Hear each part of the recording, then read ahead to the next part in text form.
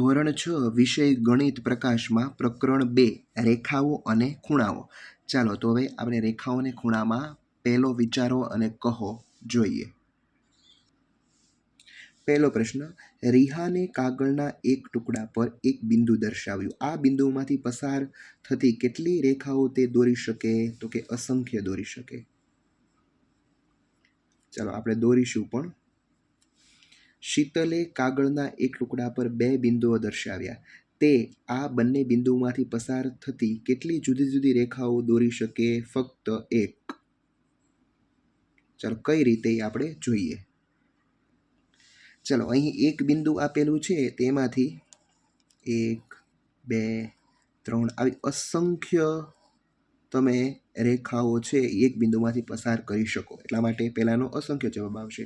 જ્યારે બે બિંદુઓ આપેલા હોય છે તેમાંથી ફક્ત ને ફક્ત એક જ રેખા પસાર થઈ શકે. બીજો પ્રશ્ન આપણે જોઈએ. આકૃતિ 2.5માં રેખાખંડોના નામ આપો.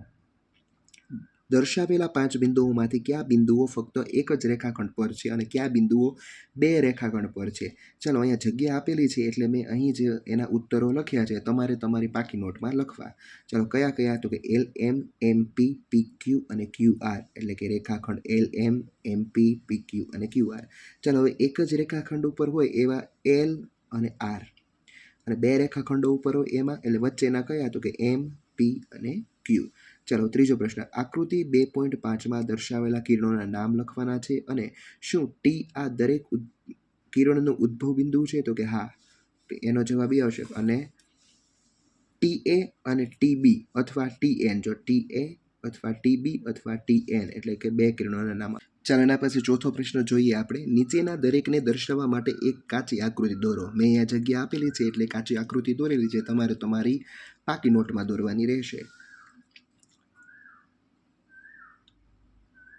OP અને OQ બિંદુ O માંથી મળે છે, O પર મળે છે. તો આપણે જોઈએ અહીંયા બે આપણે છે એ રેખા દોરેલી છે અને બંને છે એ O માંથી મળે છે. ચાલો પછી XY, કિરણ XY એટલે આ આપણે કિરણ X અને Y, અને રેખા PQ, રેખા PQ બંને M બિંદુમાં છેદે છે. જો બંને છે અહીંયા વચ્ચે M બિંદુમાં છેદે છે. ચાલો પછી ત્રીજું, રેખા L. તો જો આ રેખા L છે, આખી રેખા L છે, પર બિંદુઓ E અને F આવેલા છે. આ E અને F બે આવેલા છે, અને પરંતુ બિંદુ D તેના પર આવેલું નથી. બિંદુ D છે એ આપણે દૂર લખવાનું, રેખા પર લખવાનું નહીં. ચાલો બિંદુ P એ રેખાખંડ પર, રેખાખંડ AB પર આવેલો છે. આ રેખાખંડ પહેલા આપણે AB દોરીએ, એની વચ્ચે આપણે બિંદુ P એટલે એના ઉપર દર્શાવેલું છે. ચાલો પાંચમો પ્રશ્ન, 5 બિંદુ લખવાના. આમાં 5 બિંદુ તો કે D, E, O, C અને B, આ 5 બિંદુ. એક રેખા, ચાલો D અને B એક રેખા. 4 કિરણ, તો 4 કિરણમાં પહેલું આવશે OC, પછી OB, પછી OE અને પછી OD. તમને એવું થશે કે OE કઈ રીતે આવ્યું? તો કે OE છે એ એક જ દિશામાં આગળ વધે છે, તેથી તે કિરણ કહેવાય. 5 રેખાખંડ, તો 5 રેખાખંડમાં આપણે જોઈએ DE, EO, OC, પછી CB ને અહીંયા OB આવશે, OB અને EB. રેડી. ચાલો છેલ્લો પ્રશ્ન, છઠ્ઠો પ્રશ્ન જોઈએ. અહીં એક કિરણ OA આકૃતિમાં દર્શાવેલો છે, OA. તે O થી શરૂ થાય છે અને બિંદુ A માંથી પસાર થાય છે. O થી શરૂ થાય છે એટલે એનું ઉદ્ભવ બિંદુ O ગણાય, અને તેના ઉપર બિંદુ B પણ આવેલ છે. તો બે પ્રશ્નના જવાબ આપેલા છે કે શું તમે તેને કિરણ OB તરીકે પણ નામ આપી શકો? તો કે હા, OB તરીકે આપી શકીએ, કારણ કે તે એક જ દિશામાં આગળ વધે છે.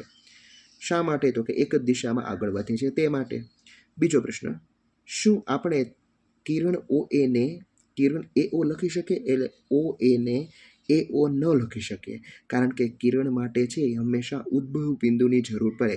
ઉદ્ભવ બિંદુથી જ શરૂઆત થાય. અહીં છે એ ઉદ્ભવ બિંદુ નથી, માટે ઉદ્ભવ બિંદુ છે એ બદલાઈ જાય તે માટે આપણે લખી શકીએ નહીં. ચાલો અહીં તમારો આ વિચારો અને કહો પૂર્ણ થાય છે.